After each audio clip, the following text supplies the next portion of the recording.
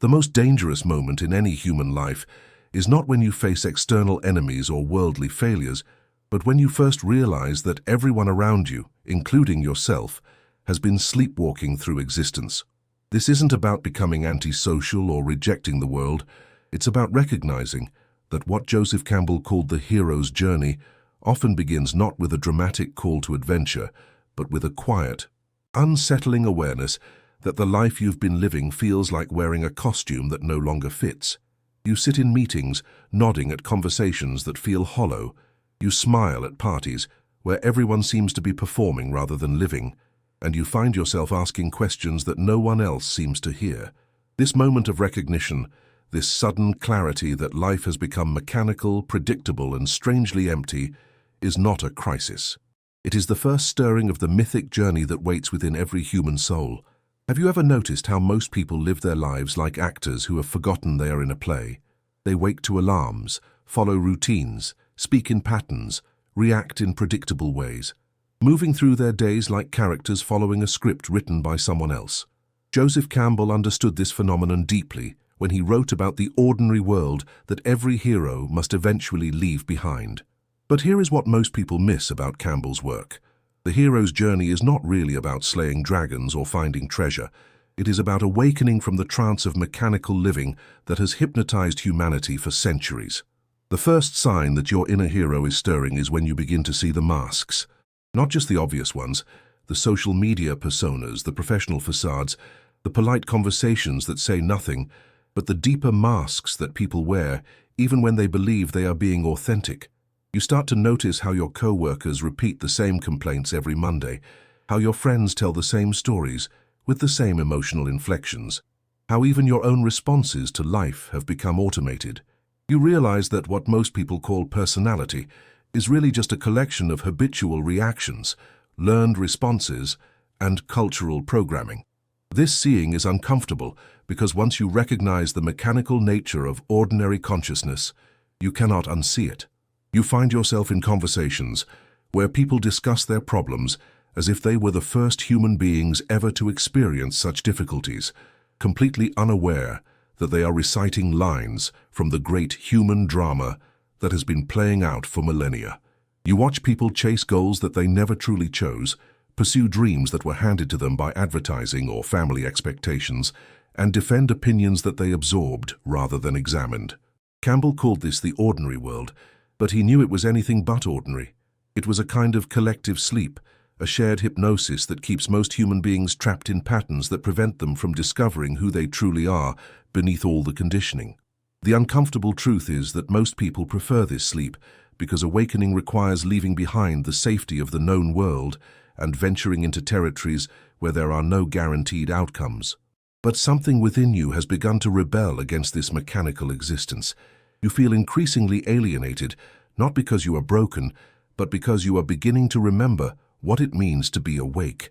The conversations that once satisfied you now feel hollow. The achievements that once motivated you now seem strangely empty. The relationships built on shared sleep begin to feel like elaborate performances where everyone has agreed to pretend that the performance is real life. This is the hero's first encounter with what Campbell called the call to adventure, though it rarely arrives as a dramatic summons. More often, it whispers through growing dissatisfaction, through moments when you catch yourself going through motions that no longer make sense, through questions that arise unbidden in quiet moments. Is this really living? Is this who I truly am? What would happen if I stopped playing these roles? The ancient myths understood this threshold moment. They spoke of heroes who lived in kingdoms where everyone had fallen under an enchantment, where the very air was thick with forgetting. The hero's task was not to escape this world, but to break the spell, first within themselves, then potentially for others. But breaking the spell means being willing to see clearly, even when that clarity brings discomfort.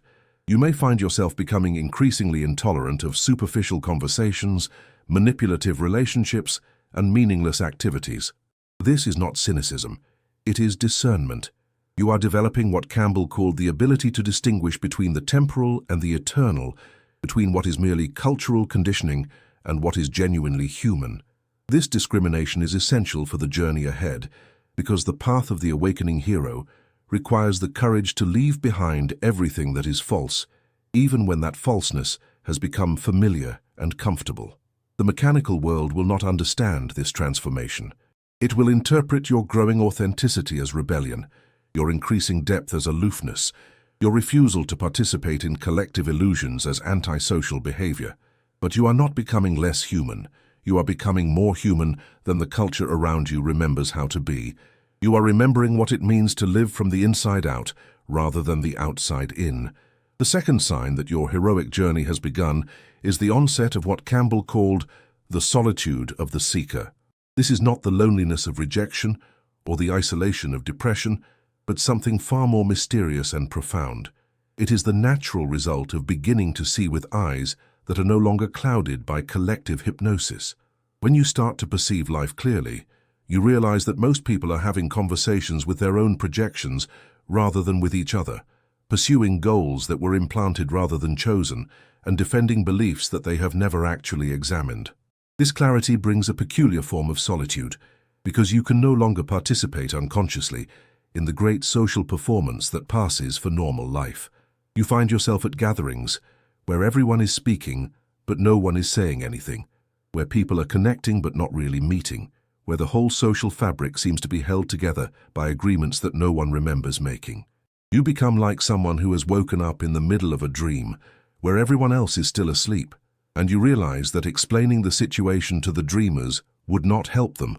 It would only convince them that you are the one who is confused.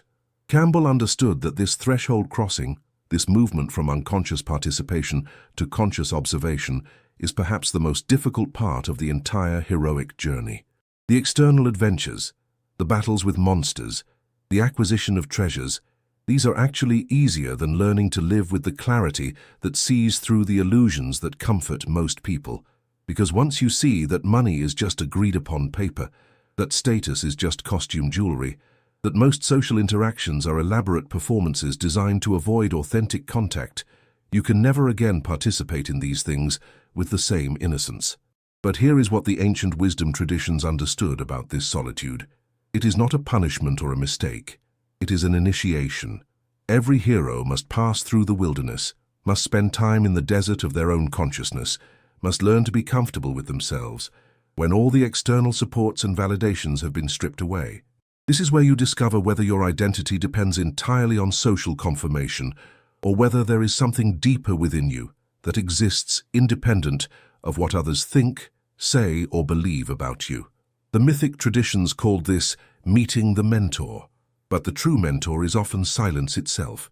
In the quiet spaces between social performances, in the moments when you are not trying to be anyone in particular, something begins to emerge that has always been there but was hidden beneath layers of conditioning and cultural programming.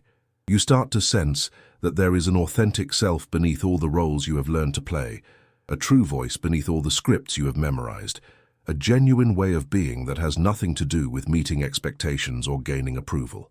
This is why solitude becomes not just bearable but necessary. You need time away from the constant input of other people's opinions, needs, and projections in order to hear your own inner voice. You need space to stop performing and start discovering. You need silence to distinguish between what is truly yours and what you have borrowed from the world around you. The hero's journey always includes this withdrawal from ordinary social life, not as an escape, but as a preparation for a deeper form of engagement. Most people fear this solitude because they have been conditioned to believe that their value comes from their usefulness to others, their acceptability to groups, their ability to fit into predefined categories. But the heroic path requires developing what Campbell called the courage to be yourself in a world that is constantly trying to make you into someone else. This courage can only be developed in solitude, in the quiet spaces where you are accountable only to your own deepest truth. If these words are resonating with something deep within you, if you recognize this description of the threshold between mechanical living and conscious existence, then you are not alone in this ancient journey. Subscribe to join a circle of fellow travelers who understand that the greatest adventure is not out there in the world, but here within the mystery of consciousness itself. Share in the comments what signs of awakening you have noticed in your own life. Sometimes naming these experiences helps us recognize that we are not going crazy, but going sane in a world that has forgotten what sanity looks like. The third sign that you have entered the heroic path is what Campbell described as the encounter with the shadow, but not in the way most people understand it. The shadow is not just your personal darkness or repressed emotions, though it includes these things. The shadow is the collective darkness of humanity that you must learn to see clearly without being consumed by despair or cynicism. It is the recognition that the same unconscious forces that create mechanical living in individuals also operate on larger scales, creating mechanical societies, mechanical relationships, and mechanical ways of thinking about life itself. As your vision clears, you begin to see how much human suffering is caused not by external circumstances, but by internal blindness.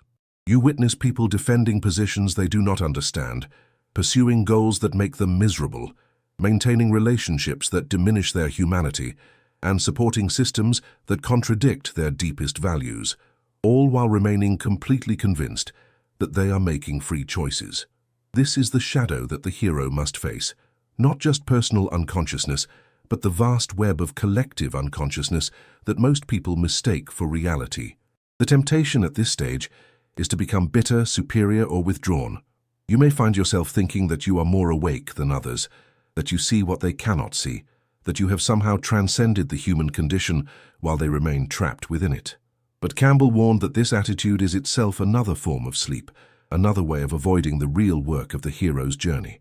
The true hero learns to see clearly without judgment, to understand the mechanics of unconsciousness without condemning those who remain unconscious, to recognize illusion without feeling superior to those who still believe in it. This is perhaps the most delicate part of the entire journey, because it requires holding two apparently contradictory truths simultaneously. On one hand, you must see clearly what is false, mechanical, and unconscious in human behavior, including your own. On the other hand, you must maintain compassion for the human condition, recognizing that unconsciousness is not a moral failing, but a stage of development that everyone must eventually transcend, each in their own time and their own way. The real test comes in your relationships. Can you love someone while clearly seeing their unconscious patterns?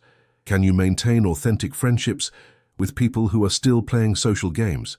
Can you work within systems that operate on principles you no longer believe in? Can you participate in a culture whose values you have outgrown? The hero must learn to live in the world without being of the world, to engage with life without losing their clarity, to remain open-hearted while clear-eyed. This is where you discover something remarkable.